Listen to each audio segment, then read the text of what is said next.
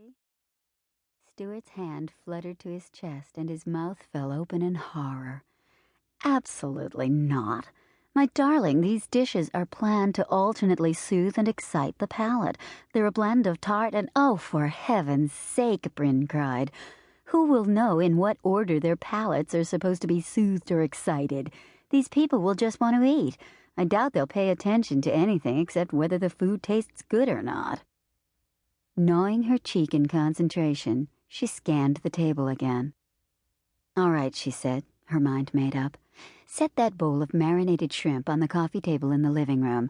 Have a cup of toothpicks nearby. And you," she said, pointing to one of the indolent assistants, "move that cheese tray over there by the bar.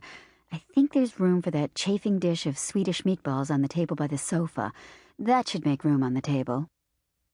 The three young men rolled their eyes at one another.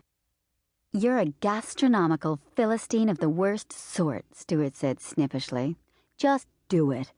And where's that bartender you promised me? Nothing's set up." "He'll be here."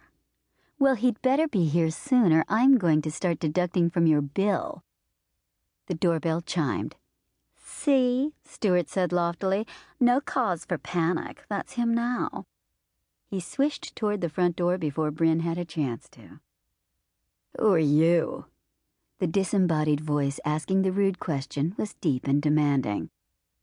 Brin recognized the voice immediately and felt the earth drop out from under her. "Oh, my dear, I'm positively dying," Stuart cried theatrically, his hands aflutter. "I can't believe it. She didn't tell me you would be among the party guests." "What the hell are you talking about? What party?" the voice asked in a surly growl. "Where's Brin?" She forced herself into motion and went toward the door, stepping in the line of vision of the man standing on the threshold. "Thank you, Stuart," she said quietly. "I believe you have work to do." She was amazed at how calm she sounded. On the inside, chaos reigned. Her vital organs were doing backward somersaults. Her knees had turned the consistency of Stuart's famous tomato aspic. All the blood had drained from her head. But outwardly she presented a facade of aloofness that should have won her an Oscar at least. After Stuart had moved out of earshot, she looked at the man. "What are you doing here, Riley?" "Just thought I'd drop by." He propped his shoulder against the door jamb and let his eyes— damn those blue eyes— drift over her. He seemed amused by the curlers in her hair, the unfastened dress she was having a hard time keeping up, and her stockinged feet. "Well, you should have called before you came, because you couldn't have picked a more inconvenient time.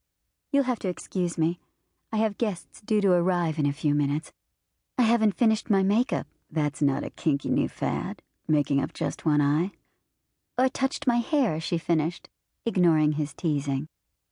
"The bartender hasn't shown up yet, and the caterer is being a colossal pain."